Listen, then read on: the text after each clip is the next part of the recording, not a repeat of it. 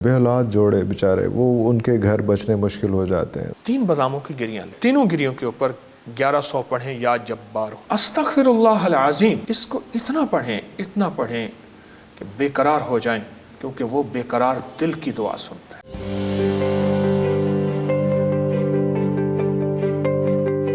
آج کل امپوٹنسی جو ہے، بے اولاد جوڑے بیچارے، وہ ان کے گھر بچنے مشکل ہو جاتے ہیں، ان کے لیے کوئی دونوں چیزیں، دعا بھی اور دوا بھی۔ 3 باداموں کی گریاں لیں، ہر گری کے اوپر تینوں گریوں کے اوپر 1100 پڑھیں یا جبار ہو۔ یا جبار۔ 2 گریاں بیوی کھائے، 1 میاں کھائے، بالفرض میاں قریب نہیں تو بیوی اس کی نیت کر کے کھا لے۔ اچھا۔ اور اسے مسلسل اس وقت تک کرنا ہے کہ جب تک کہ اولاد نہ ہو، 1۔ دوسرا، پیٹ پہ ہاتھ رکھ کے ہر نماز کے بعد 70 بار پڑھے یا متین ہو، یا متین ہو، 70 بار پڑھے پیٹ پر ہاتھ رکھ کے ہر نماز کے بعد یا متین ہو پڑھے۔ 2 چیزیں ہو گئی۔ تیسری چیز یہ ہے کہ بے اولادوں کے لیے خواجہ حسن بصری رحمۃ اللہ علیہ کے پاس ایک شخص آیا اور کہنے لگا بے اولاد ہوں، فرمایا یہ وظیفہ پڑھ۔ ایک اور آیا، کہا کہ میرے پھل نہیں، زراعت نہیں، باغات نہیں، میں چاہتا ہوں وہ ہوں، کہا یہ پڑھ۔ اور کہا قسمت کا مارا ہوں، فرمایا یہ پڑھ۔ تیسرا آیا، اس نے کہا جی میری بزنس کاروبار نہیں، رزق نہیں، فرمایا یہ پڑھ۔ چوتھا کہنے لگا ہمارے ہاں پانی نہیں ہے، پانی ہو تو زراعت ہو زندگی، فرمایا یہی پڑھ۔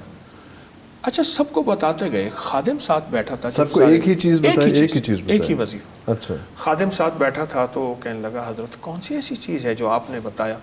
فرمایا میرے رب نے کہا ہے کہ جب تم استغفار کو کرو گے، کان غفارا یرسل السماء علیکم مدرارا، پھر بارشیں بھی، پھر بیٹے بھی، پھر نعمتیں بھی، پھر باغات بھی۔ تو استغفار، اور ایک چھوٹا سا میں استغفار بتاتا ہوں، استغفر اللہ العظیم، بس استغفر اللہ العظیم، بس استغفر اللہ العظیم وہو العلی العظیم، آیت الکرسی۔ جی جی جی جی جی جی۔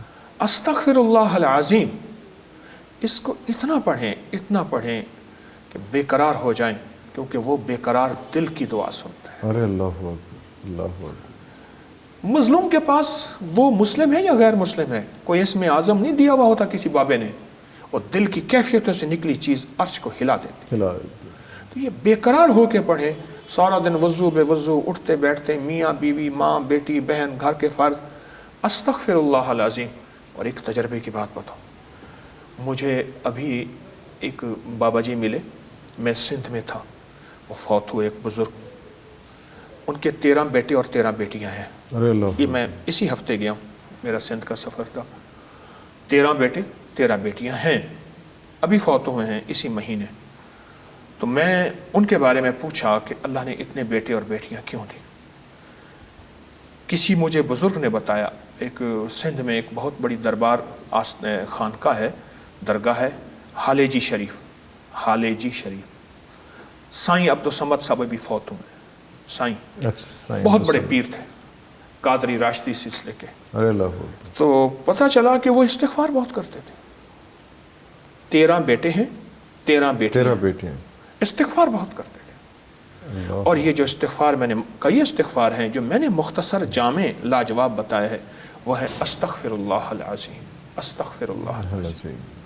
بہت کمال اس کی، بہت تاثیر اس کی۔ ارے اللہ، بے اولادوں کے لیے، بے روزگاروں کے لیے، باغات پانے والوں کے لیے۔ مجھے ایک دو بندہ کہنے لگا مجھے 25 مربع زمین چاہیے، ایسے چلتے رہتے کہنے لگا میں بڑا ذمہ دار کہلوانا چاہتا ہوں۔ میں نے کہا کون سا مشکل ہے؟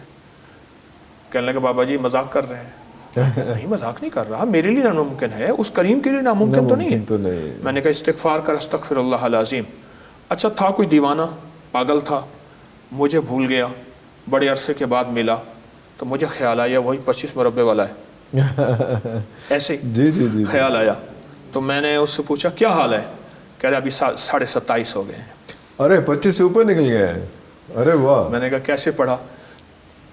پنجابی میں لگا دب کے پڑھے، اللہ اکبر، یعنی خوب پڑھا، اور سارے گھر والوں نے پڑھا۔ میں نے کہا کتنا؟ کہنے لگا یہ لاکھوں کروڑوں میں نکل گیا ہے، کوئی لمٹ نہیں ہے۔ اور میں نے آپ کی بات پہ یقین تھا، انہوں نے کہا میں نے اللہ سے کہا کہ اللہ تعالیٰ فقیر ہے، اس کی بات پہ یقین ہے۔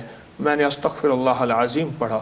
میں نے اس سے کہا ایسا کر، تو نے یہ لے لیا ہے، اب اس استغفر اللہ العظیم سے اس سے بڑی جنت لے وہ بھی مل جائے گی. کہنے لگ گیا اصل یقین ہے, اصل یقین ہے. اور یقین کی طاقت سے کائنات. جنید بغدادی رحمۃ اللہ علیہ, میں بغداد ان کے پاس گیا, تشریف لے جا رہے تھے تو ایک جگہ جو ہے کنواں تھا, اور کنویں میں سے رسی ڈالی, ڈول ڈالا, پانی نہ نکلا.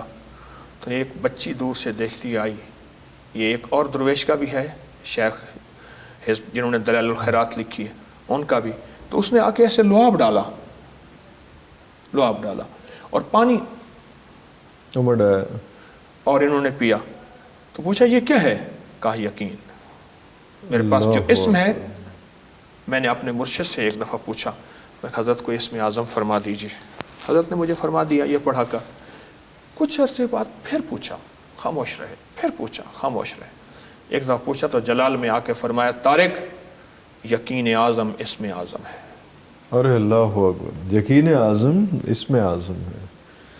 اللہ اکبر. اسم اعظم کی حقیقت کیا ہے, کہاں تک, کیسے, کتنا ہے یہ بھی ایک لاسٹ کویسچن. اس کے بعد آپ کے ساتھ میں نے وزٹ کرنا ہے, یہ سارا مسئلہ آپ کو تو آپ کویسچن لاسٹ ہوتا ہے نہیں, یہ اب لاسٹ پکا. اچھا, میں ایسا نہیں کہ اکتا گیا ہوں, اصل میں آپ کے اندر ایک انسانیت کی خدمت کا سچا جذبہ ہے. پھر ہر سوال کے بعد آپ کہتے ہیں چلو کسی کے بھلے کے لیے اور بھی پوچھیں. بالکل ایسے. اسم اعظم ایسا اسم جو سب سے بڑا ہو, اس کے ساتھ سب سے پہلے تو یقین اعظم ہے. اور ایک واقعہ سنا اسم اعظم میں. ایک درویش تھے تو اور ان کے پاس پتہ چلا کہ اسم اعظم ہے.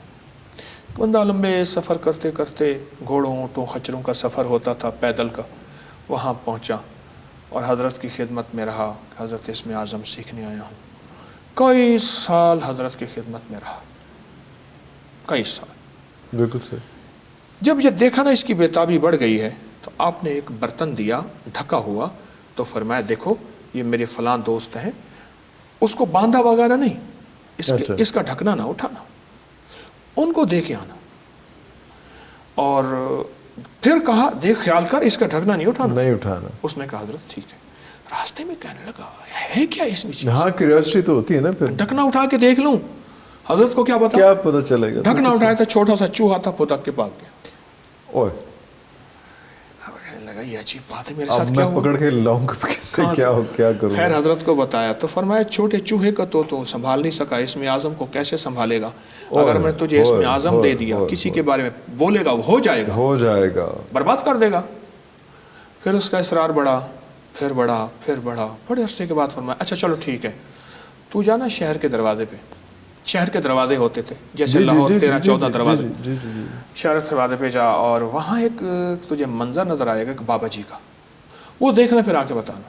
وہ گیا تو وہاں ایک دیکھا بوڑھے بابا جی لکڑیاں کاٹ کے لکڑہارے لا رہے ہیں. شہر کا جو دربان تھا وہ پولیس والا, اس نے پکڑا, مارا, بے عزت کیا, لکڑیاں چھین کے چل بھاگ جا.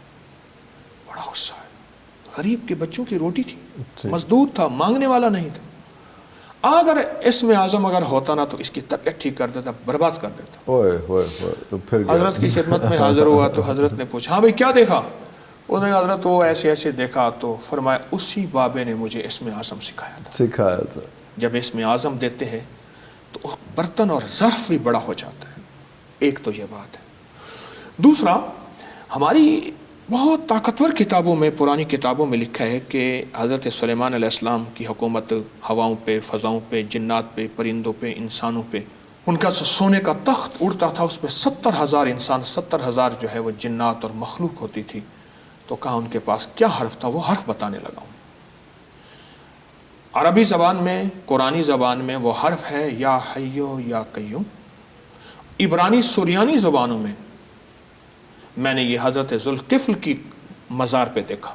ذوالکفل نبی ہیں جن کا قرآن میں تذکرہ ہے, وہ ہے احین اشراحین.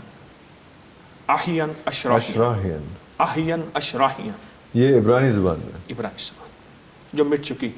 احین اشراحین, لیکن عربی میں یا احین اشراحین جو ہے یہ اس بندے کے پاس تھا جو حضرت سلیمان علیہ السلام کے جو ہے وہ محفل میں بیٹھا تھا. کہا کہ بلقیس آ رہی ہے, اس کا تخت تو ایک بہت بڑے جن نے کہا اتنی دیر میں فرمایا نہیں. تو ایک بندہ بیٹھا تھا, قرآن کہتے ہیں اس کے پاس اسم اعظم تھا, اس نے کہا چشم زدن میں طرفت عین, کتاب کا علم تھا اس کے پاس, کتاب ہے, کتاب کا اس نے احین اشراحین کے ذریعے وہ تخت پہلے سے موجود. پہلے سے اسم اعظم حقیقت ہے, پر جن کے پاس اسم اعظم ہے وہ کن فی الدنیا غریباً, دنیا میں ایسے گزارا کر تجھے کوئی پہچان نہ سکے. ارے اللہ اکبر.